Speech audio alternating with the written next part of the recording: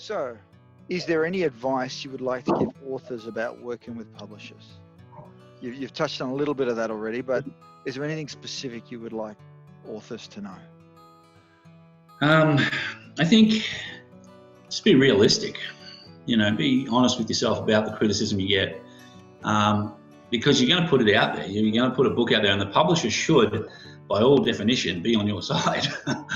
So they're not giving you the criticism because they're telling you for something you're not worthy. They're trying to build the right image, right product, right profile for you, for your book. Particularly if you're a new author, because you've got to stand out. You've really got a small opportunity to stand out in a big market. And I think a lot of new authors forget that. They feel that they might write the book and it'll get to the bookstore and be a bestseller, and destiny will happen. Yeah. It doesn't always work that way. Most writers will usually get to about 6 or 7 books, maybe 10 books before they are built in a stronger profile and built in a stronger sales area. I think 2% of writers globally actually live off their writing full time. What was that percentage? About 2%. Wow, 2%. Yeah, actually live off it full time. Out of the number, now we're talking about the number of writers that classify themselves as writers and authors. Sure.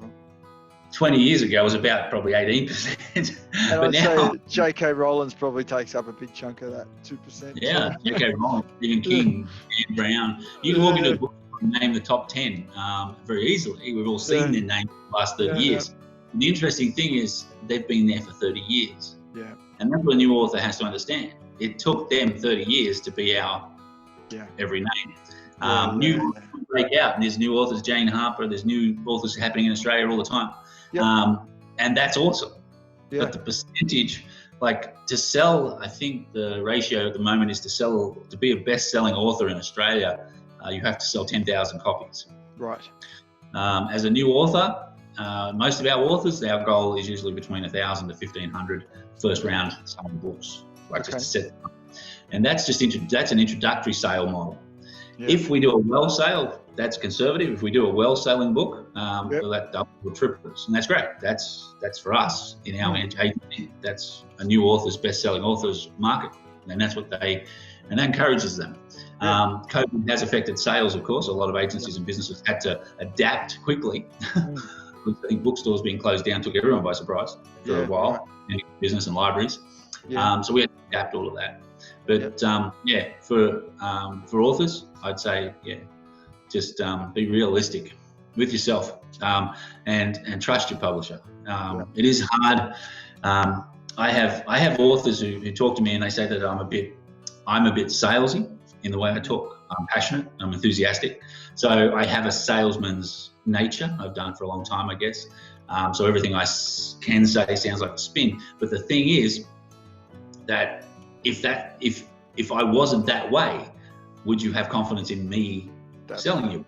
So that's the issue you've got to weigh up.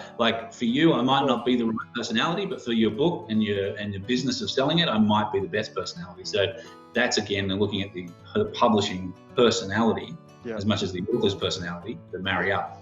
But I'll say something to that, because I'm a salesman. I've been a salesman for many years, and I've had discussions with publishers where I've actually thought, I could sell better than this guy. I'm not a genius, but it was very clear that this person wasn't a salesperson in any way, Yeah.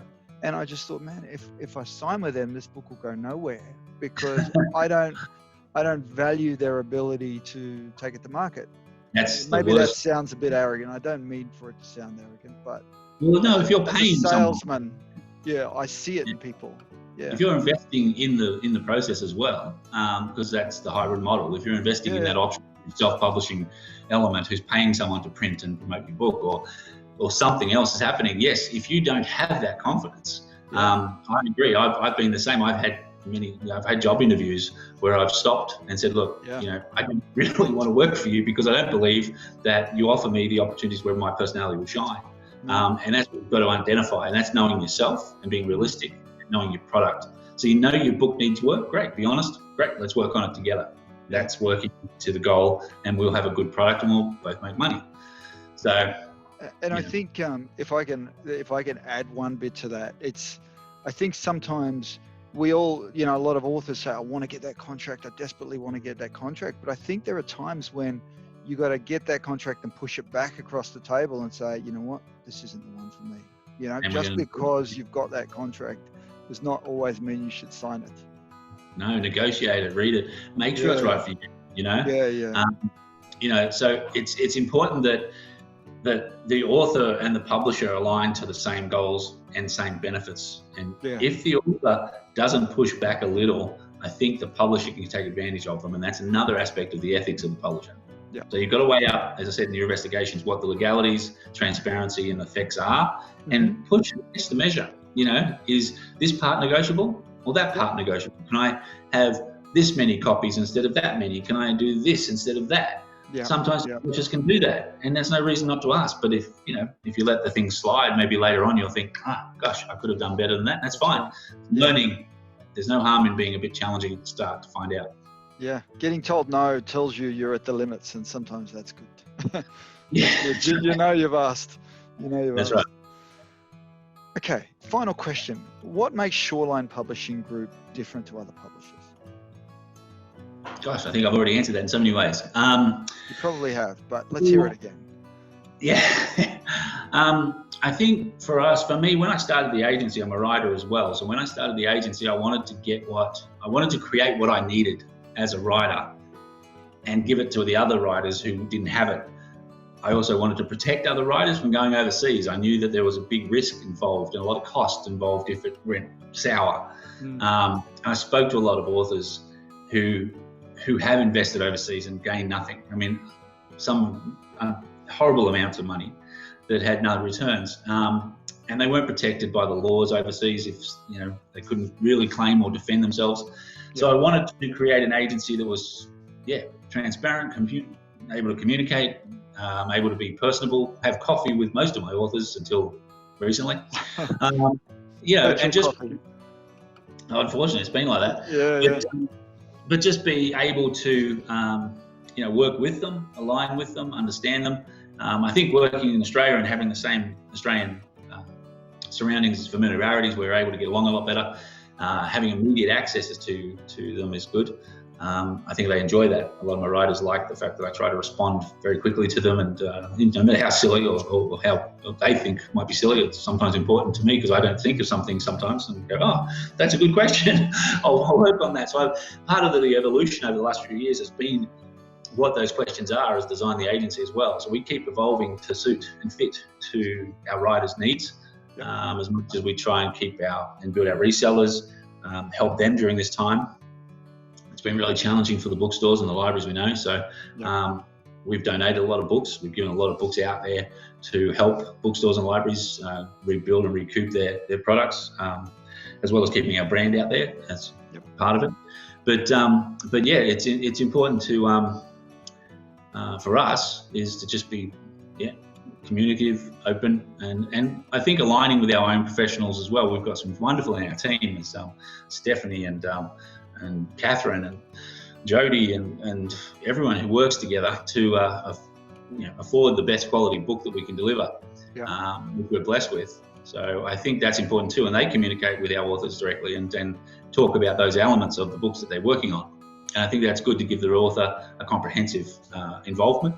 One thing I really want authors to do and learn is the publishing part of it. So if they don't use us again and they want to try something else later, they've got more knowledge and they can be more wary of what's important in the process to them, so they don't get scammed and ripped off. Thankfully, a lot of our authors have kept with us. They've signed on to multiple books, which is nice. And I think that's good for them. So that, because it compounds and keeps it more professional, because the first question is, if people change and move around a lot, even from booksellers and libraries, is why is this author jumping publishers all over the place?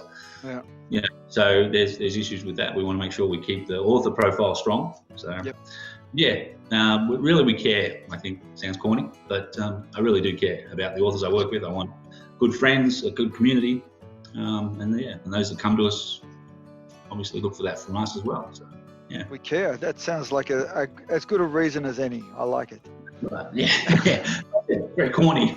No, I like it. I think it's great. One of the things that surprise people, a lot of the authors that tell me, is we're very affordable. if I can be blunt too, is one that's a lot of feedback strong, is that we've put, and I've only put the price point to the point that models what realistically needs. Because one of the strategies I had was if every author was to put in a smaller amount, it creates a bigger amount. That bigger amount gives a bigger profile and a bigger access for everybody else involved, if that makes sense. So, so the definition of that was always just realistic about the costs and just making sure that everyone had a measured investment and good return potential. That's really the main aim. I have one more question for you. It's not scripted, so you can put it back in earlier.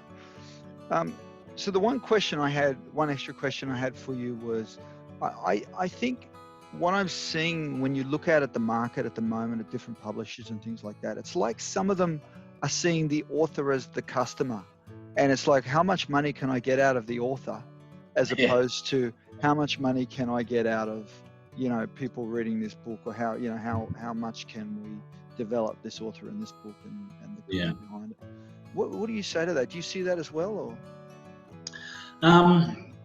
I do, but then again, I think a lot of agencies are not realistic in their costings, and they're using a lot of overseas elements in their agent. If they're local, I don't know. America and UK have different structures. They're sort of bound by Amazon and Ingham Spark and other elements that are designed to suit. And if they've built their own in-house publishing process, well, that's a high-end cost to them. Yep. So I don't understand their full dynamics. For me, we use a local printer. We've negotiated quantity flows. We've used local contractors. As I said, freelancers are here in Melbourne, so we use and work with our local people, and we've negotiated contracts that suit the budgets, and they're project-based contracts. So as long as we've got a funnel of writers coming along, then it gets more affordable, more easy, and more accessible. I think the costing isn't really governed as well in Australia. I think that's the thing that's disappointing. This industry has changed so quickly. I don't think anyone's had time to catch up. I know the Australian Association of Publishers is got merits and feedback options to it. We're a member of that, and our feedback's fairly positive so far. Me too. I think they're great. Yeah, but I think there needs to be some governing on the costings. I think there's a realistic. The funny thing is that a lot of the agencies, a lot of the authors that spoke to me said the agencies they've spent or cost more than us were ones that offered less than us. So I was surprised by that option. So I think you've got to weigh up anything about investment is what's the measure of return to the cost factors, and not just in sales or identifying, profit. I think it has to be in quantifiable services. Yep. No, I agree. And there's no measure of that. So even editing, independent editors don't have a consistency. I remember when I had my book out there, I would have prices from $1,500 to $4,000 for the same book, and I'd be like, okay, so how are you different to that, and how are you to that? So again, that freelance option is tricky, and I think that's where, I think a lot of authors just have to do their research. Yeah.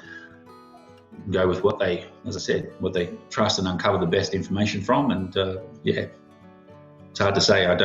Can't give everybody the best opinion, I'm sure, but for us, it's just realistically about being affordable to the logic and realism of what we want to have the project spend. We usually evaluate it by hours, so what hours it takes us.